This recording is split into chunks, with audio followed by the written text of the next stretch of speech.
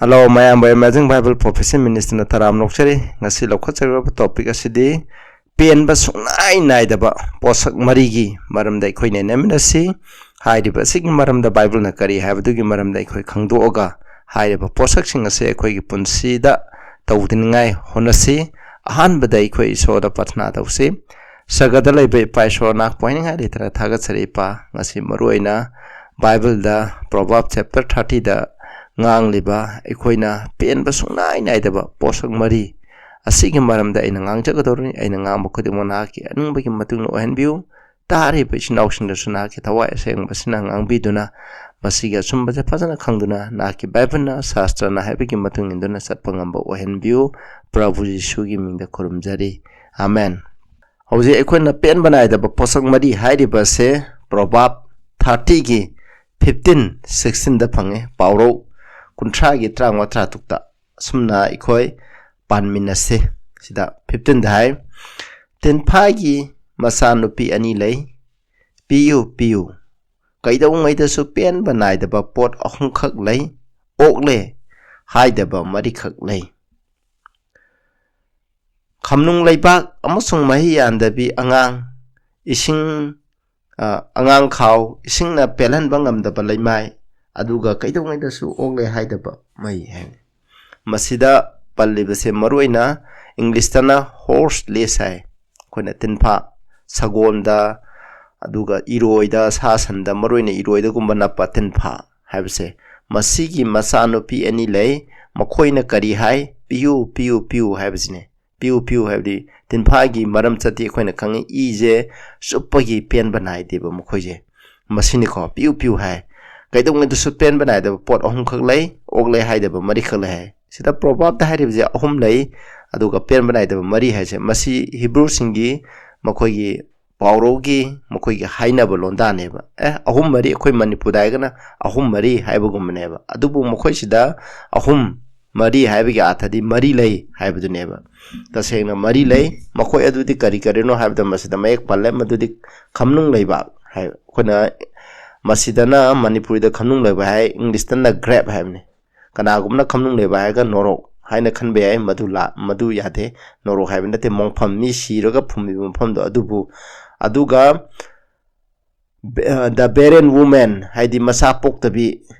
nupi gi angang khaw masina ani shuba ahum subadana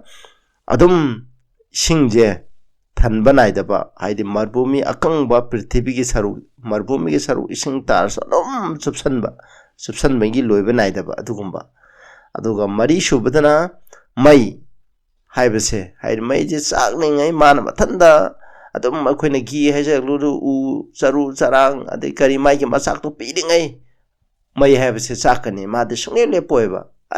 marang kai malasu ai marang kai re asai chamale ai toy habdo laiteba mai dadi mai gi masak to laitra kanda ma lekhi wane masak pidingai di ma de opak sunai nai roiba maduni masigi maramda hairibse masina ikhoida kari tangning habdu gi maramda ikhoi amuk khara yengbina seba masida ikhoina verse 16 da palliba ikhoina supen banai da posak mari se masi maramda yengje ahan bada ikhoina grab manipudanas khamnung leba hai english dana masi hebrew gi wahi sheol hai baneba masigi meaning di asiba hai bane morom da siba mina siraga phumliba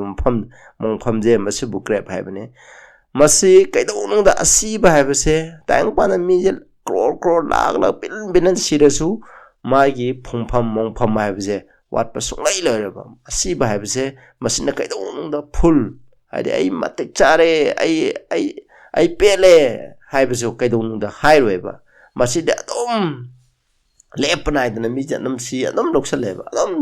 loksaleba masigi athje masi ekhoina kawgum seba aduga habakuk 2 gi 5 ta ju hai ko sida ye also because he transgressed by wine haidi yu thaga pap toriba mi se mahak napan toba mini mahak kai neither keep it at home aduma yum da ju thamde who enlarged his desire as hell mahaki apam baje norokumna sauthui hamne and is as that asibagumna norokumna asibagumna mahaki apam baje sauthoi phataba mini ko yu napan toba mi aduga yuda taba mise mase sumaina toy maje kaidong penba leite hai but gather unto him all nation mangonda prithvi gi leirba jar khudimo khumjali and heap unto him all people mangonda mi khudimo paisali hamne masida bible na cham cham nai je asiba amasung norok haibse masina kaidong da penba leite ay asiba haibsina ay nang asiba nang ay loksalaroi ay nang norok haibsina ay nang loksalaroi mongpham haibsina ay nang loksalaroi haibto kaidong da leite ba makhoi de pi de ai ngai adum yaeba masi khoina masi asumna sangdum nabne magi khoina kawroi dabse masini ko aduga magi parasi khona tamba yabe kaina asiba haibje chokthaba naide mahakti lepa naidana adum tok tabida adum lei haibse masina ikhoi kawum seba aduga ani shubadana aduna masa poktabi nupi gi angang khaw haide masa phangdaba amitta masa udrebe nupi singi apam je masa je soki matik pameba mana hanura phawu mana sira phawu masa je adum mana pamgane masa pikham adi angang khaw khamlebi nupi je adi apun sida masa pok tribi nupi je masineba aduna ikhoina khanga Genesis 30 gi wanda Rachel na haije Rachel na mangonda macha Jacob na mangonda macha amta pibidra habdo khanglaba matamda mahangna maki machebu mana kalakhi aduga mana Jacob tairami aingonda isapio natragada ai siragani habjine masini ko nupina angang pamba habse masi kana umna luhonglaga macha pokta pataragati ma angang pamba je laigini hojik matamda angang phangni ai gida mohona yaba khoina IB bu tawrojo angang keno tawba test to ki amagi sembas paisa kro lak tingnaraga tawrijini kana ummi da nupi dabo haibele as aigi cha pukpiu kholpiu na kana haibasu leiba paisa pige kana angang mirholaga punam paisa khorsa pumba magi asangba angang pobda sangba khudimo puthokna angang phangni ai hona belayeba masiju khona kawbya de aduga first Samuel 1 gi 10 11 da hanana ju magi puning yam warame aduga ishoda pathna tawrami aduga tengtharami eba mahang na hai man ishoda wasakuni ishor pai bungo ishor engonda angang amakhak piu adu hairiba angang ase ai nangonda kathok sage haibne aigi nanai nu pibuning singbiu haibne mana asida mana heng charoga magi punsi supa nangi damak seba tawhange magi masam ko oi makati tharoi haina mana wasaeba adugi matungna ishona mongonda angang amba pibikeba Samuel da pibiki Samuel gi punchi chuba ishogi seba tawduna laikhiba masi ekhoina pame ko masi dege ekhoina khanga doba para tamning bu karadi ekhoigi apam kharaje yamna hakselle amasung apam do phangri phawba adum honayeba honabi layeba masi ekhoina kaun pisingna chum masa phangningai mana masa do phangdi phawba kayum kana phangda bujai si di phawba angang do phangningai gi dam honaba layeba masi ekhoina kawba yade aduga subda mukhoy yengtheng haidi akang balamje marbhumi gumbaje masin na nong phana taraga sumagi isingdo adum chupsaleba ai pele haba leiteba phana taraga sumana nam chupsan gana adam leigineba mana kaidong da ai pele haba je hairoiba masida jo ecclesiastic 1 gi 7 dai turen punamak samudra dai adubu samudra di kaidong da thande aduga mana lakpam mafam aduda amuk hanki turenje mana lakpam mafam duda amuk hanki whether they return again hani mafam duda amuk haleba masine aduna ikhoina samud turen kaya samudra sele adubu samudra di kaidong da than banaide samudra na aingonde ising piranu aingonde ai pele haiba leiteba mase ikhoina kawba yadeba mase parani ko ikhoina mase gi parase khoina adum khoina kawba yade magi paraje mausagi khongthang matungina chupsan ba habse loiba naide habse masineba khoina aduga mung mathangda mari subada khoina maigi maramda muk khoi yengmina seba maije aina ju mamangda kharja haijare mai habse de khoina mate masak piringai masak to yam pisaringai adum masak to loidri po nam sakane monda maigi ju thaw haijala ju ai chak chara ro habse ai leiroeba adum ꯆꯥꯛꯇꯨꯅ ꯂꯩꯒꯅꯦꯕ ꯃꯥꯏꯗꯤ ꯄꯤꯔꯤꯉꯩ ꯃꯆꯥꯛꯇꯣ ꯄꯤꯔꯤꯉꯩ ꯆꯥꯛꯇꯨꯅ ꯂꯩꯒꯅꯦꯕ ꯃꯁꯤ ꯑꯩꯈꯣꯏꯅ ꯆꯥꯛ ꯆꯥꯔꯒꯁꯨ ꯊꯟꯕ ꯅꯥꯏꯗꯅ ꯆꯥꯕ ꯍꯥꯏꯗꯤ ꯑꯩꯈꯣꯏꯅ ꯏꯁꯤꯡ ꯁꯣꯛꯄ ꯃꯇꯝꯗ ꯑꯩꯈꯣꯏꯅ ꯄꯥꯇ꯭ꯔ ꯑꯍꯣꯕꯗ ꯏꯁꯤꯡ ꯁꯣꯛꯄꯗꯣ ꯊꯟꯕ ꯁꯨꯡꯉꯥꯏ ꯅꯥꯏꯕꯗꯣ ꯑꯗꯨꯒꯨꯝꯅ ꯃꯁꯤ ꯑꯣꯏ ꯍꯥꯏꯕꯁꯤꯅꯦꯕ ꯖꯨꯠꯀꯤ 1:7 ꯑꯁꯨꯝꯅ ꯍꯥꯏ ꯁꯣꯗꯣꯝ ꯒꯣꯃꯣꯔꯥ ꯑꯃꯁꯨꯡ ꯃꯍꯥꯛꯀꯤ ꯑꯀꯣꯏꯕꯗ ꯂꯩꯕ ꯁꯍꯔꯁꯤꯡ ꯑꯗꯣ ꯍꯥꯏꯗꯤ ꯑꯣꯛꯇꯕꯤꯒꯤ ꯊꯕꯛ ꯇꯧꯕ ꯑꯗꯨꯒ ꯅꯨꯄꯥ ꯅꯨꯄꯤ ꯂꯥꯟꯅꯕ ꯑꯗꯨꯒꯨꯝꯕ ꯁꯍꯔꯁꯤꯡ ꯑꯗꯣ ꯃꯈꯣꯏꯗ ꯈꯨꯗꯝ ꯑꯣꯏꯅ ꯑꯩꯈꯣꯏꯗ ꯄꯤꯔꯦ ꯀꯔꯤꯒꯤꯗꯃꯛ ꯏꯁꯣꯔꯒꯤ ꯂꯣꯝꯕ ꯅꯥꯏꯗꯕ ꯃꯩꯒꯤ ꯗꯟꯗꯤ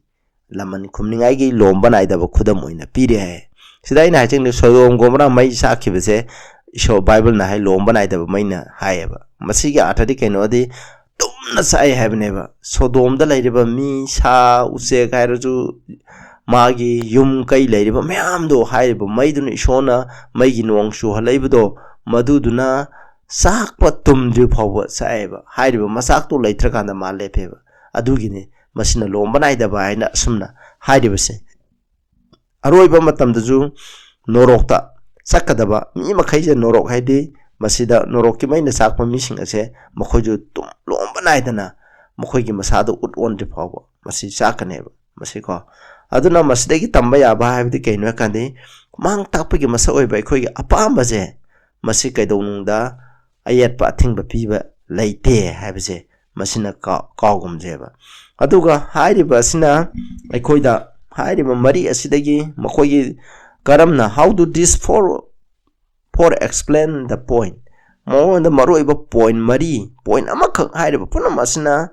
ꯄꯣꯏꯟ ꯑꯃꯈꯛ ꯃꯈꯣꯏꯗ ꯊꯤꯟꯗꯨꯅ ꯇꯥꯏꯕ ꯃꯈꯣꯏꯒꯤ ꯃꯔꯝꯆꯠ ꯑꯃ ꯃꯗꯨꯗꯤ ꯃꯈꯣꯏꯅ ꯂꯦꯞꯄ ꯅꯥꯏꯗꯅ ꯂꯧꯏ ꯑꯗꯨꯒ ꯀꯩꯗꯧꯅꯨꯡꯗ ꯁꯨꯛꯄꯦꯟ ꯄꯦꯟꯕ ꯅꯥꯏꯗꯦ ꯍꯥꯏꯕꯅꯦꯕ ꯃꯣꯏꯗ ꯄꯤꯁꯜꯂꯤꯉꯩ ꯄꯦꯟꯕ ꯁꯨꯛꯅꯥꯏ ꯅꯥꯏꯗꯦꯕ ꯃꯁꯤꯒꯤ ꯃꯔꯝꯆꯠꯅꯦꯕ ꯍꯥꯏꯔꯤꯕ ꯑꯩꯈꯣꯏꯅ ꯄꯟꯈ꯭ꯔꯕ ꯄꯣꯠ ꯃꯔꯤꯁꯦ ꯃꯁꯤꯗ ꯑꯩꯈꯣꯏꯅ ꯄ꯭ꯔꯣꯚꯥꯕ ꯏꯔꯤꯕ ꯃꯤꯁꯤꯅ ꯃꯁꯤ ꯀꯔꯤꯒꯤꯗꯃꯛ ꯃꯁꯤ ꯀꯔꯤꯗ ꯆꯥꯡꯗꯝꯅꯔꯒ ꯏꯔꯤꯕꯅꯣ ꯍꯥꯏꯅ ꯃꯁꯤ ꯊꯋꯥꯏꯒꯤ ꯑꯣꯏꯕ ꯃꯤꯅꯤꯡꯁꯦ ꯀꯔꯤꯅꯣ ꯍꯥꯏꯕꯁꯦ ꯑꯩꯈꯣꯏ ꯑꯃꯨꯛ ꯌꯦꯡꯃꯤꯟꯅꯁꯦꯕ ꯄ꯭ꯔꯣꯚꯥꯕ 30ꯒꯤ 15ꯁꯦ ꯑꯩꯈꯣꯏꯅ 16ꯁꯦ ꯐꯖꯅ ꯈꯪꯒꯦ ꯍꯥꯏꯗꯤ 15ꯒ 16ꯒꯗꯤ ꯊꯥꯗꯣꯛꯅꯕ ꯌꯥꯗꯦꯕ ꯑꯩꯈꯣꯏꯅ 30ꯒꯤ 15ꯗ ꯍꯥꯏꯖꯦ ꯑꯗꯨꯅ ꯇꯤꯟꯐꯥ ꯍꯥꯏꯕꯒꯤ ꯃꯆꯥꯅꯨꯄꯤ ꯑꯅꯤ ꯂꯩ ꯃꯗꯨ ꯃꯈꯣꯏꯅ ꯄꯤꯌꯨ ꯍꯥꯏ ꯍꯥꯏꯕ ꯃꯁꯤꯒꯤ ꯊꯋꯥꯏꯒꯤ ꯑꯣꯏꯕ ꯃꯤꯅꯤꯡ ꯃꯈꯣꯏꯅ ꯁꯨꯛꯄꯦꯟ ꯄꯦꯟꯕ ꯅꯥꯏꯗꯦꯕ ꯇꯤꯟꯐꯥ ꯍꯥꯏꯕꯁꯦ ꯃꯁꯤꯅ ꯁꯤꯝꯕꯣꯂꯥꯏꯖ ꯇꯧꯔꯤꯁꯦ ꯀꯔꯤꯅꯣ ꯍꯥꯏꯀꯥꯟꯗ ꯃꯁꯤ ꯄꯦꯔꯥꯁꯥꯏꯇꯤꯛ ꯒ꯭ꯔꯤꯗ ꯍꯥꯏꯗꯤ ꯄꯦꯔꯥꯁꯥꯏꯠ ꯍꯥꯏꯕꯁꯤꯅ ꯏ ꯆꯨꯞꯄꯁꯦ ꯃꯈꯣꯏ ꯄꯦꯟꯕ ꯅꯥꯏꯗꯦꯕ ꯑꯩꯈꯣꯏꯅ ꯇꯤꯟꯐꯥꯅ ꯏ ꯆꯨꯞꯄꯁꯦ ꯃꯈꯣꯏ ꯄꯦꯟꯕ ꯅꯥꯏꯗꯦꯕ ꯄꯦꯜꯂꯅꯤ ꯃꯈꯣꯏꯅ ꯏꯗꯣ ꯆꯨꯞꯄꯅꯤ ꯑꯗꯨꯒ ꯃꯆꯥ ꯑꯃꯨꯛ ꯄꯣꯛꯀꯅꯤ ꯏ ꯆꯨꯞꯀꯅꯤ ꯃꯆꯥ ꯄꯣꯛꯀꯅꯤ ꯑꯩꯈꯣꯏꯅ ꯁꯂꯤꯛꯇꯒꯨꯝꯕ ꯂꯩꯕ ꯃꯇꯝꯗ ꯑꯩꯈꯣꯏꯅ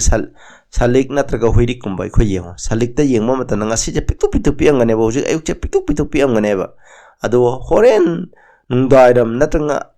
ꯑꯍꯤꯡꯗ ꯅꯨꯡꯗꯥꯡꯋꯥꯏꯔꯝꯗ ꯄꯤꯛꯈꯤꯕꯗꯣ ꯅꯣꯡꯉꯥꯟꯕ ꯃꯇꯝꯗ ꯃꯄꯨꯛ ꯄꯤꯛ ꯊꯟꯅ ꯆꯥꯎ ꯂꯩꯔꯝꯒꯅꯦꯕ ꯑꯗꯨꯒ ꯑꯃꯨꯛ ꯀꯩꯗꯧꯏ ꯑꯗꯨꯅ ꯃꯆꯥ ꯑꯃꯨꯛ ꯄꯣꯛꯊꯣꯛꯀꯅꯦꯕ ꯑꯃꯨꯛ ꯆꯨꯞꯀꯅꯤ ꯃꯆꯥ ꯄꯣꯛꯊꯣꯛꯀꯅꯤ ꯁꯨꯃꯥꯏꯅ ꯃꯁꯤ ꯑꯗꯨꯝ ꯇꯧꯋꯦꯕ ꯃꯁꯤꯁꯦ ꯀꯩꯅꯣ ꯍꯥꯏꯗꯤ ꯒ꯭ꯔꯤꯗ ꯑꯩꯈꯣꯏꯗ ꯀꯜꯂꯛꯄ ꯃꯤꯍꯧꯕ ꯁꯤ ꯂꯩꯔꯤꯕꯁꯦ ꯃꯁꯤꯒ ꯆꯥꯡꯗꯝꯅꯩꯕ ꯃꯤꯍꯧꯕ ꯍꯥꯏꯕꯁꯤ ꯄꯦꯟꯕ ꯁꯨꯡꯉꯥꯏ ꯅꯥꯏꯔꯣꯏꯕ ꯑꯗꯨꯒ ꯃꯁꯤ ꯑꯩꯈꯣꯏꯅ ꯌꯦꯡꯕ ꯌꯥꯏ ꯃꯁꯤ ꯅꯨꯄꯤ ꯑꯅꯤꯒ ꯀꯔꯤꯒꯤꯗꯃꯛ ꯆꯥꯡꯗꯝꯅꯩꯅꯣ ꯍꯥꯏꯕꯁꯦ ꯃꯔꯝꯗꯤ ꯅꯨꯄꯥꯒ ꯆꯥꯡꯗꯝꯅꯗꯦ ꯃꯁꯤꯒꯤ ꯃꯔꯝꯗꯤ ꯅꯨꯄꯥꯅ ꯑꯉꯥꯡ ꯄꯣꯛꯇꯦꯕ ꯅꯨꯄꯤꯅ ꯑꯉꯥꯡ ꯄꯣꯛꯑꯦꯕ ꯑꯗꯨꯅ ꯃꯁꯤꯅ ꯍꯥꯏꯕꯗꯤ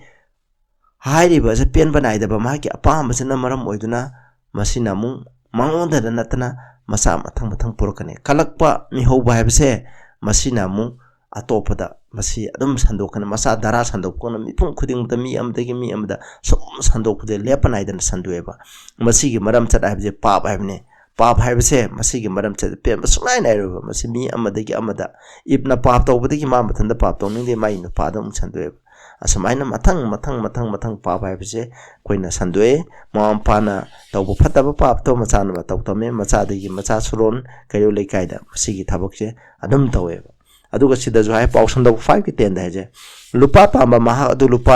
ꯂꯨꯄꯥꯅ ꯄꯦꯜꯂꯣꯏ ꯑꯗꯨꯒ ꯂꯟ ꯊꯨꯝ ꯃꯔꯥꯡ ꯀꯥꯏꯕ ꯄꯥꯝꯕ ꯃꯍꯥꯛ ꯑꯗꯨ ꯂꯟ ꯍꯦꯟꯒꯠꯄꯅ ꯄꯦꯜꯂꯣꯏ ꯃꯁꯤꯁꯨ ꯑꯔꯦꯝꯕꯅꯤ ꯍꯥꯏꯕꯁꯦ ꯃꯁꯤ ꯄꯩꯁꯥ ꯄꯥꯝꯕ ꯀꯠꯂꯛꯄ ꯃꯤꯍꯧꯕ ꯍꯥꯏꯕꯁꯦ ꯃꯁꯤ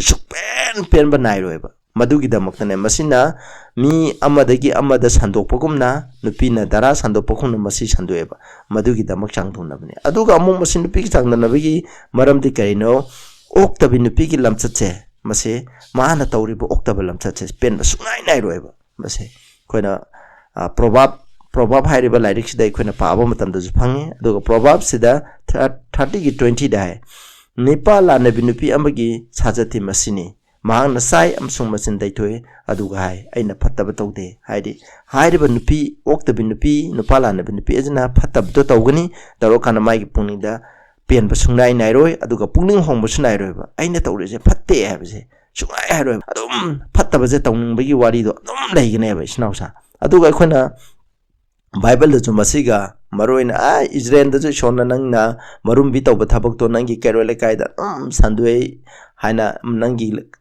kairon lekai nangi yuron level action da sandue na haiba aduga gomer gi wari da ju khange Hoseana prophet Hoseana ma gomer haiba oktabi nupi je laureba lauraba matung da mana kaidawi hakana mai nupi je amuk ha nagi magi phattaba nupa lana bai thabak tu da amuk chatleba amuk mayum da pore amuk satke thadok pa som deba kon na thanda ma kai then da jomba matana magi areba lanthuma kai loina yon thoga hairba nupi da laureba aduga magi nupi amu oeba masigi maram chatse phattaba maram chatse leba aduna ne masi nupi ga changdana maram di oktabi nupi gi lamcha saja che mkhoi pen ba sungai nai de ikai ba phana nang la ga chu hana gi maram chu to dom tawgne ba che adum masidi nature na taabani khoina ju khoigi tung khoina ju anum thengna rabane mase aduga James Jacob 1 gi 14 15 ga ko adubu mahang masagi hakchangi apa amana sungthokna phajil labada mi khuding mapu themdoi hakchangi pamba aduna milo labada papoi aduga papa aduna mapung pharapda siba tholi habse masina khoigi mi ho baibse masina kaido he masina ohelibo phattabase masi miro labada habde khoina mi ho base khoina pam laba matamda khoina pap to towe pam asiba poreba masine ba pa baibigi maram chat kalak pami ho bigi maram chat sineba aidana tana mathang atopasing da sumasi sandokpagi thabakse tawi habse masina ne aduna snaucha sida deri maroina sida tambaya ba paradi phattaba habse masigi maram chache adum phattaba misi adum phattaba tawning bodo leigineba ado masina takli bisi kari noadi ishor khangdaba mihebeki apam base kaidonung da piemba nairoiba adum phattaba do adum tawning leigineba aduna ne khoina Matthew da jo hai phattaba mising ya adum phattaba helakani aduga 2 Timothy 3 gi 12 da asum hai 13 da but evil men and seducers shall wax worse and worse deceiving and being deceived haide phattaba tawba missing namthak mi bu serana na lamjing ba missing je phattaba che som helakani makhoina namthak toy makhoi bu namthak tawli habje phattaba mi gi lamcha che masineba makoi da natana athopa missing ba namthak toba masi pen ba phattaba tawbi apen ba habse kaidununda sungai nairoeba isnausa aduna asigumba phattaba lamcha che ikhoina thadoksi haibneba masigi parana maroina adunje aduga khoyengchi Bible dagi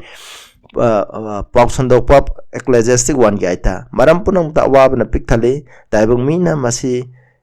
phongdok pangamde yengbada mitke penba leite tabada nagi thanba leite hai sidaida ekhoina mitna yengbaje penba sunai nai de nakhongna tabaje penba sunai nai de kudamoina tayang panda ekhoina leiriba kana de haba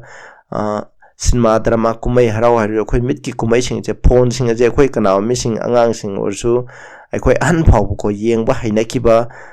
cinema drama yengba hainakiba je masi thadok paje sungang moiba aduga huji ai amba leikai khulak kudingda leichabi macha sing aduga pakhang masa sing hanu hana khakna tariba khoi cinema gi wari liba aduga akhoina wari gi taba ade Korea gi film mate ki wari Facebook da YouTube da asiguma liba je akhoina satpa khudingi konsabi nupi orasu thabak subo orasu hairiba wari se adum taba thengna ganeba adum masigi penba naiba se leiroeba isnausa masina aibdi khoina phattaba je phattaba yengba gi penba naideba phattaba aduga phattaba taba je masigi penba sungai nairo phattaba mida isho khangdaba mida masi leiro hebne aduga first Timothy 6 ki 9-10 da hai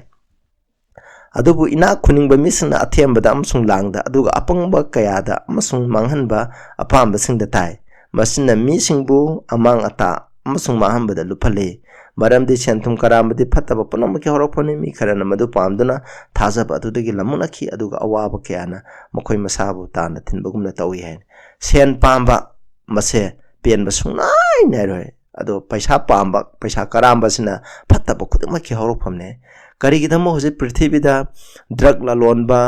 लैरिबा ma'am से करिगिनो अदो पैसा पाइबा मी करबा वाला तौबा मी सिना drug ललोलगा करबा तौबा मी सिना मयु मकै छाय मखोय द लैरिब खरदना पेम नाइदेबा मखोय दि तालिङै को पैसा द चपेन पेम नाइदोय मखोय न फत्तबा लंबिदो ओम तौगनेबा मसे मसिने अखोय क्रिस्टियन होइबा खोय की पुनसिदजु मसी खोय पेंथोकपा लाइजे खोय की पेंथोकपमदि कनादनो ईश्वरदा अखोयना पेंथोकपम नाइछि हाबजे अइना हाइनिङे अदुगा लुक 12 की 15 जाय मान मखोयदा मिटना सिंगु अदुगा करामबदगी नसाबु नाथोकचौ मरमदि मेबी पुनसेसे माकी लंथुम मरांग कायना लैबा अदुगी मखा पुनमनते खोयना सना लोपा लंथुम मयाम पाइरे हेदुना असिगुमा करामबा लैबा सिने खोयगी पुनसी लैतेबा खोय पुनसिदि ईश्वरदा ईश्वरगी वाही इनमदा प्रभु यीशु ख्रिस्ट बुचेना थाजबदा मसी लै हैबसने बिसनाउसा अदुना खोयना तंगदबा परादि ईश्वर खोय थमोइजे ईश्वरना पिक थलन दब थमोय ओरगदी कैदोंदा पेन बनाइरो अदुबो ईश्वरना अखोयगी थमोयदा लै तारगदी अखोयना पेन बायबसे नैगनी हायबसने अदुदि खोयना ईश्वर यावदनदी अखोयगी अपामबसे तम हेंकलकनी मसी कैदोंदा लोयबा नाइरो अदुबो ईश्वर यावरगदी अखोयना मसी तायंग पानबी फत्तब अपामबा लैरिबा चानिंगबा थंनिंगबा गाउनिंगबा लैरिबा मयामसे तो लोइना थादोप ngमगनेबा इसनाउसा हुजी अखोयना न्यू ईयर मतम लाखबग लोइनेना आइदी आइना लैरिबा इनाग असिदा नमायत खुदिंगे यु थकपा हुजिति कराओके के स्पीकर लेमना पुथोगा इशैसानी थकलानी चारानी गाउरनी सुरुप थानी तो लाइकाय लैरा खुला खुदिंदा लमहांग अहांगबा खरा नुंगाइबा मफम असिकमा मफम लैरगदि असिगुमजे पाखंग खंगदे लैसाबी खंगदे अमा खंगदे को मिपम खुदिंग मसे मसिगुमबजे पेन बसोंनाय नाइदेबा तुम फत्तबसिदा नम तौलेबा स्नाउसा खोय खंगो मसिना ताइदे प्रभुना लाखोच नखरे असिगुम फत्तब थबकसिंग असिदा खोय तौगुमदे अदुगी मता इखोयना हाइनिंगबदी अखोयसु पेन बनाइदबा अखोय पुनसिदा पेन बनाइरोदबा थबक तौसे करिनो है कांदा अखोयना प्रोवर्ब 3 के 18 दा है लौसिंग चिंगबा हाइबसे she is a tree of life सी एदी लौसिंग चिंगबा हाइबदि कैनो ईश्वर की वाही पारगा शोबु खंगलगा सत्प मीदो लौसिंग चिंगबा मी कोयबा अदो हाइरबा मीदो अहिंगबगी उपांबिनी हैने to them that lay hold upon her हाइरबा लौसिंग असिबु ईश्वर की वाही चेना पाइरबा मी असिंग अदुदा मसी अहिंगबगी उपांबिनी happy is everyone that retain her मदुबु फंगबा मीदो पामने कोइना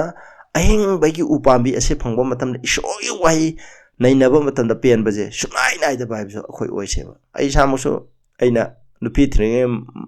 मतमदा अइना बाइबल पाबा अइना ईश्वरगा मरी लेनबा लाइरिक पाबजे नोंगदा पुंग क्या अयुंग थिनुमदांग जे पारिङै नैनरिङै पेनबा सुनाय नाइदेबा अखोय ईश्वरगी अचुम्ब लंबिदो सनिंग बतारगदी बाइबल पाबा नैनबगी पेनबजे सुनाय नाहलोइदबनेबा ngसाइगी फत्तबा मिसिना मखोइना अखोइना मैना माबु चाकपा मतमदा पेन बनाइदम ओक्तबि नुपिना मागी फत्तबा लमचत तो फंगनिङाइगिदम पेन बनाइदम जु ngawa मिसिना मागी जुदो मैकोदिंगी थक्त्रि फाउ पेन बसनाइ नाइदब जु थक्प पेन बनाइदब द्रकापा मिसिना द्रकापागी पेन बनाइदब दो अदुगुमना इखोजु ईश्वरगी वाई पाबा मतमदा नैनाबा मतमदा पठना तौबा मतमदा हाइजबिबा मतमदा मिङोंदा अफबा तौबा मतमदा अवानागिदमक चलगा हाइजबा मतमदा इखोइना पेनबा नाइदब हाइबदो खोय ओइजे नम सोक्थबा नाइदना खोय मसी तौसे हैबनेबा प्रोवर्ब 11:30 दा धर्म चेंबगी महिदी अहिंबगी उपांबिनी हैबने थवाइबु joy tauba mi ado asing bane ade ekhoi dharma sembagi mahi je kamai khang ईश्वर की wahi inbagi mapana ekhoi dharma sembagi mahi ase ekhoi phangeba Psalm 119:170 do je dharma semba hai se ईश्वर की wahi do hingbagi mapana ekhoi phangeba aduna ekhoi dharma semba phangba matamda ईश्वर की dharma semba matamda Jesus Christ की lamchat phangnaba matamda ekhoi pen sungai nai gumjeba honna ba sokthaba nai khoina nai gumje aina mayam da hani Proverbs 15 gi 4 damu ai losna bu honara ke masida hai ko a wholesome tongue is a tree of life but perverseness in it breaks the spirit hai ko masida hai je ꯑꯩꯈꯣꯏꯅ ꯑꯆꯨꯝꯕ ꯉꯥꯡꯕ ꯍꯣꯜꯁꯝ ꯇꯪꯉꯗꯤ ꯃꯤꯉꯣꯟꯗ ꯃꯤꯅꯨꯡꯁꯤꯒꯤ ꯊꯧꯖꯥꯟꯒꯤ ꯏꯁꯣꯔꯒꯤ ꯋꯥꯍꯩ ꯍꯥꯏꯕ ꯕꯥꯏꯕꯜꯒꯤ ꯑꯆꯨꯝꯕ ꯉꯥꯡꯊꯣꯛꯂꯤꯕ ꯆꯤꯟ ꯍꯥꯏꯕꯁꯦ ꯃꯁꯤ ꯑꯍꯤꯡꯕꯒꯤ ꯎꯄꯥꯝꯕꯤꯅꯦꯕ ꯏꯆꯤꯟꯅꯥꯎꯁꯦ ꯑꯩꯈꯣꯏꯅ ꯕꯥꯏꯕꯜꯒꯤ ꯑꯆꯨꯝꯕꯗ ꯌꯥꯝ ꯇꯝꯖꯩ ꯑꯔꯥꯡ ꯈꯨꯕꯝꯒꯤ ꯂꯝꯕꯤꯁꯦ ꯑꯩꯈꯣꯏ ꯌꯥꯝ ꯇꯝꯖꯩ ꯃꯁꯤ ꯑꯔꯥꯡ ꯈꯨꯕꯝꯒꯤ ꯂꯝꯕꯤ ꯇꯝꯕꯗ ꯄ꯭ꯔꯊꯅꯥ ꯇꯧꯕꯗ ꯍꯥꯏꯖꯕꯗ ꯕꯥꯏꯕꯜ ꯅꯩꯅꯕꯗ ꯄꯦꯟꯕ ꯅꯥꯏꯒꯨꯝꯁꯦ ꯑꯗꯨꯒ ꯇꯝꯂꯤꯕꯗꯣ ꯑꯩꯈꯣꯏꯅ ꯃꯤꯉꯣꯟꯗ ꯑꯃꯨꯛ ꯂꯤꯊꯣꯛꯁꯦꯕ ꯍꯥꯏꯗꯣꯛꯁꯦꯕ ꯑꯗꯨ ꯑꯣꯏꯇꯥꯔꯗꯤ ꯑꯩꯈꯣꯏꯁꯦ ꯑꯍꯤꯡꯕ ꯎꯄꯥꯝꯕꯤꯒꯨꯝꯅ ꯑꯩꯈꯣꯏ ꯑꯣꯏꯒꯅꯤ ꯍꯥꯏꯕꯁꯦ ꯃꯁꯤ ꯑꯩꯈꯣꯏꯅ ꯃꯇꯝ ꯈꯨꯗꯤꯡꯗ ꯀꯥꯎꯒꯨꯝꯖꯦꯕ ꯑꯗꯨꯅ ꯑꯩꯅ ꯃꯇꯥꯡ ꯑꯁꯤꯗ ꯂꯣꯏꯁꯤꯟꯖꯒꯦ ꯑꯗꯨꯅ ꯑꯩꯈꯣꯏꯅ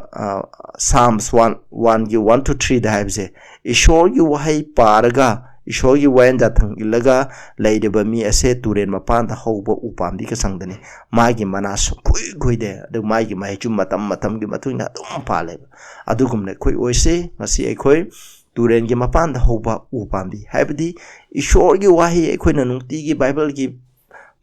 ꯄꯥꯔꯒ ꯅꯩꯅꯔꯒ ꯃꯥꯒꯤ ꯑꯆꯨꯝꯕꯗꯨꯒꯤ ꯃꯇꯨꯡꯏꯟꯅ ꯑꯗꯨꯝ ꯆꯠꯂꯤꯕ ꯃꯤ ꯍꯥꯏꯕꯗꯣ ꯑꯩꯈꯣꯏꯗ ꯃꯇꯝ ꯈꯨꯗꯤꯡꯗ ꯃꯅꯥ ꯏꯁꯪꯇ ꯁꯪꯗꯨꯅ ꯂꯩꯕ ꯄꯥꯝꯕꯤ ꯑꯣꯏꯒꯅꯦꯕ ꯑꯩꯈꯣꯏ ꯃꯇꯝ ꯈꯨꯗꯤꯡꯗ ꯑꯍꯤꯡꯕ ꯐꯪꯕ ꯑꯩꯈꯣꯏꯀꯣ ꯑꯗꯨꯒꯨꯝꯕ ꯃꯤꯁꯛ ꯑꯗꯨ ꯑꯣꯏꯒꯅꯦꯕ ꯑꯗꯨꯒꯨꯝꯕ ꯃꯤꯁꯛ ꯑꯃꯃꯝꯗꯣ ꯑꯩꯈꯣꯏ ꯑꯣꯏꯃꯤꯟꯅꯁꯤ ꯍꯥꯏꯅ ꯑꯩ ꯇꯥꯕꯤꯔꯤꯕ ꯃꯌꯥꯝꯗ ꯑꯩꯅ ꯑꯥꯄꯤꯜ ꯇꯧꯖꯔꯤ ꯑꯩꯈꯣꯏ ꯉꯁꯤꯗꯒꯤ ꯐꯠꯇꯕ ꯑꯩꯈꯣꯏꯒꯤ ꯍꯩꯅꯕꯤ ꯄꯦꯟꯕ ꯅꯥꯏꯗꯕ ꯇꯥꯏꯕꯪ ꯄꯥꯟꯕꯒꯤ ꯀꯜꯂꯛꯄ ꯃꯤꯍꯧꯕ ꯐꯠꯇꯕ ꯍꯩꯅꯕꯤ ꯄꯦꯟꯕ ꯁꯨꯡꯅꯥꯏ ꯅꯥꯏꯗꯕ ꯊꯛꯄ ꯆꯥꯕ ꯉꯥꯎꯕ ꯂꯩꯔꯤꯕ ꯈꯨꯗꯤꯡꯃꯛꯁꯦ ꯑꯗꯨꯒ ꯃꯤꯠꯀꯤ ꯀꯨꯝꯍꯩ ꯁꯤꯅꯦꯃꯥ ꯗ꯭ꯔꯃꯥ ꯀꯨꯝꯍꯩ ꯍꯔꯥꯎ ꯌꯦꯡꯕ ꯂꯩꯔꯤꯕ ꯈꯨꯗꯤꯡꯃꯛꯁꯦ ꯂꯣꯏꯅ ꯊꯥꯗꯣꯛꯑꯁꯦ ꯑꯗꯨꯒꯤ ꯃꯍꯨꯠꯇ ꯑꯩꯈꯣꯏꯅ ꯏꯁꯣꯔꯒꯤ ꯋꯥꯍꯩ ꯅꯩꯅꯕꯗ ꯏꯁꯣꯔꯒꯤ ꯋꯥꯍꯩ ꯃꯤꯉꯣꯟꯗ ꯁꯟꯗꯣꯛꯄꯗ ꯑꯔꯥꯡ ꯈꯨꯕꯝꯒꯤ ꯋꯥꯄꯥꯎ ꯁꯟꯗꯣꯛꯄꯗ ꯊꯥꯖꯕ ꯆꯦꯠꯄꯗ ꯄ꯭ꯔꯥꯊꯅꯥ ꯇꯧꯕꯗ ꯃꯤꯁꯤꯡꯒꯤꯗꯃꯛ ꯍꯥꯏꯖꯕꯗ ꯑꯐꯕ ꯇꯧꯕꯗ ꯑꯩꯈꯣꯏ ꯄꯦꯟꯕ ꯁꯨꯡꯅꯥꯏ ꯅꯥꯏꯗꯕ ꯑꯗꯨꯒ ꯑꯩꯈꯣꯏ ꯆꯣꯛꯊꯕ ꯅꯥꯏꯗꯕ ꯃꯤ ꯑꯃꯃꯝꯗꯣ ꯑꯣꯏꯔꯁꯤ ꯍꯥꯏꯅ ꯑꯩꯅ ꯃꯌꯥꯝꯗ ꯍꯥꯏꯖꯔꯤ ꯇꯥꯕꯤꯔꯤꯕ ꯃꯌꯥꯝꯗ ꯏꯁꯣꯔꯅ ꯕꯣꯔ ꯄꯤꯕ ꯑꯣꯏꯁꯅꯨ ꯑꯩꯈꯣꯏ ꯄ꯭ꯔꯥꯊꯅꯥ ꯇꯧꯃꯤꯟꯅꯁꯤ ꯑꯗꯨꯒ ꯑꯅꯧꯕ ꯃꯤ ꯑꯣꯏꯔꯗꯤ ꯆꯦꯅꯦꯜ ꯑꯁꯤꯕꯨ ꯁꯕꯁꯀ꯭ꯔꯥꯏꯕ ꯇꯧꯕꯤꯌꯨ ꯃꯌꯥꯝꯅ ꯁꯕꯁꯀ꯭ꯔꯥꯏꯕ ꯇꯧꯕꯤꯒꯤ ꯃꯄꯥꯟꯅ ꯋꯥꯔꯕꯁꯨ ꯋꯥꯅ 3Kꯗꯣ ꯌꯧꯔꯦ ꯀꯔꯤꯁꯨ ꯅꯠꯇꯕ ꯃꯤꯒꯤ ꯆꯥꯕ ꯊꯛꯄ ꯑꯩꯈꯣꯏꯅ ꯅꯣꯀꯦꯝ ꯐꯥꯏꯒꯦꯝꯒꯤ ꯚꯤꯗꯤꯑꯣ ꯈꯔ ꯊꯥꯒꯠꯄꯗꯅ 1 lakh ꯁꯕꯁꯀ꯭ꯔꯥꯏꯕꯔꯅꯆꯤꯡꯕ ꯌꯧꯏ ꯃꯗꯨꯅ ꯑꯩꯈꯣꯏꯗ ꯑꯔꯥꯡ ꯈꯨꯕꯝꯁꯨ ꯄꯤꯕ ꯉꯝꯗꯕ ꯀꯔꯤꯁꯨ ꯅꯠꯇꯕ ꯑꯗꯨꯒꯨꯝꯕꯗꯅ ꯁꯕꯁꯀ꯭ꯔꯥꯏꯕꯔ ꯌꯥꯝꯃꯤ ꯑꯩꯈꯣꯏ ꯏꯁꯣꯔꯒꯤ ꯑꯍꯤꯡꯕꯒꯤ ꯋꯥꯍꯩ ꯁꯟꯗꯣꯛꯂꯤꯕ ꯋꯥꯍꯩ ꯕꯥꯏꯕꯜꯒꯤꯅ ꯍꯥꯏꯕꯁꯤ ꯏꯜꯂꯒ ꯄ꯭ꯔꯚꯨ ꯖꯤꯁꯨ ꯈ꯭ꯔꯤꯁꯇꯕꯨ ꯈꯪꯖꯔꯤꯕ ꯃꯤꯁꯤꯡ ꯑꯁꯤꯒꯤ ꯁꯟꯗꯣꯛꯂꯤꯕ ꯑꯩꯈꯣꯏꯒꯤ ꯁꯕꯁꯀ꯭ꯔꯥꯏꯕꯔꯗꯤ ꯌꯥꯝꯗꯦ ꯌꯥꯝꯗ꯭ꯔꯕꯁꯨ 3K ꯁꯕꯁꯀ꯭ꯔꯥꯏꯕꯔ ꯑꯁꯤꯒꯤ ꯃꯔꯛꯇꯒꯤ ꯑꯩꯒꯤ ꯄ꯭ꯔꯥꯊꯅꯥꯗꯤ ꯍꯌꯦꯡ ꯑꯩꯈꯣꯏꯅ ꯄ꯭ꯔꯚꯨꯅ ꯂꯥꯛꯄ ꯃꯇꯝꯗ ꯃꯁꯤꯗꯒꯤ ꯃꯤꯑꯣꯏ ꯈꯔꯇꯪ ꯑꯣꯏꯔꯁꯨ ꯑꯩꯒꯤ ꯆꯦꯅꯦꯜ ꯑꯁꯤꯒꯤ ꯃꯄꯥꯟꯅ ꯃꯤꯑꯣꯏ ꯈꯔꯇꯪ ꯍꯌꯦꯡ ꯁꯔꯒꯗ ꯎꯅꯖꯕ ꯐꯪꯂꯒꯗꯤ ꯃꯗꯨ ꯑꯩꯒꯤ ꯊꯕꯛ ꯑꯁꯤꯒꯤ ꯃꯍꯩ ꯌꯥꯜꯂꯕꯅꯤ ꯍꯥꯏꯅ ꯑꯩ ꯌꯥꯖꯔꯤ ꯅꯈꯣꯏꯁꯨ ꯁꯤꯌꯔ ꯇꯧꯕꯗ ꯃꯇꯦꯡ ꯄꯥꯡꯕꯤꯌꯨ ꯑꯗꯨꯒ ꯑꯆꯨꯝꯕꯁꯦ ꯑꯩꯈꯣꯏ ꯇꯝꯃꯤꯟꯅꯁꯤ ꯕꯥꯏꯕꯜꯅ ꯍꯥꯏꯕ ꯏꯃꯤꯟꯅꯁꯤ ꯕꯥꯏꯕꯜ ꯅꯩꯅꯕꯗ ꯄꯦꯟꯕ ꯁꯨꯡꯅꯥꯏ ꯅꯥꯏꯔꯒꯨꯝꯁꯤ ꯍꯥꯏꯅ ꯑꯩꯅ ꯃꯌꯥꯝꯗ ꯍꯥꯏꯖꯔꯤ ꯄ꯭ꯔꯥꯊꯅꯥ ꯇꯧꯃꯤꯟꯅꯁꯤ ꯁꯔꯒꯗ ꯂꯩꯕ ꯏꯄꯥ ꯏꯁꯣꯔ ꯌꯥꯝ ꯊꯥꯒꯠꯆꯔꯦ ꯐꯠꯇꯕ ꯄꯥꯞ ꯇꯧꯕꯗ ꯀꯂꯛꯄ ꯃꯤꯍꯧꯕ ꯌꯦꯡꯊꯤꯕꯗ ꯑꯗꯨꯒ ꯇꯤꯟꯐꯥꯅ ꯏ ꯆꯨꯞꯄꯗ ꯑꯗꯨꯒ ꯀꯔꯥꯝꯕꯅ ꯁꯨꯡꯄꯦꯟ ꯄꯦꯟꯕ ꯅꯥꯏꯗꯕꯒꯨꯝꯅ ꯏꯄꯥ ꯑꯩꯈꯣꯏꯁꯨ ꯏꯄꯥ ꯅꯍꯥꯛꯀꯤ ꯑꯐꯕ ꯑꯆꯨꯝꯕ ꯅꯍꯥꯛꯀꯤ ꯕꯥꯏꯕꯜ ꯅꯩꯅꯕꯗ ꯕꯥꯏꯕꯜ ꯃꯤꯉꯣꯟꯗ ꯇꯝꯕꯤꯕꯗ ꯄ꯭ꯔꯥꯊꯅꯥ ꯇꯧꯕꯗ ꯅꯍꯥꯛꯀꯤ ꯙꯔꯃ ꯆꯦꯟꯕ ꯄ꯭ꯔꯚꯨ ꯖꯤꯁꯨ ꯈ꯭ꯔꯤꯁꯇꯒꯤ ꯙꯔꯃ ꯆꯦꯟꯕ ꯐꯪꯅꯕ ꯍꯣꯠꯅꯕꯗ ꯆꯣꯛꯊꯕ ꯅꯥꯏꯗꯕ ꯄꯦꯟꯕ ꯅꯥꯏꯗꯕ ꯃꯤ ꯑꯃꯃꯝ ꯍꯥꯏꯕꯗꯨ ꯑꯣꯏꯍꯟꯕꯤꯌꯨ ꯇꯥꯔꯤꯕ ꯈꯨꯗꯤꯡꯃꯛꯀꯤ ꯃꯊꯛꯇ ꯅꯍꯥꯛꯀꯤ ꯃꯄꯥ ꯅꯥꯏꯗꯕ ꯕꯣꯔ ꯄꯤꯕꯤꯌꯨ ꯄ꯭ꯔꯚꯨ ꯖꯤꯁꯨꯒꯤ ꯃꯤꯡꯗ ꯈꯨꯔꯨꯝꯖꯔꯤ ꯑꯃꯦꯟ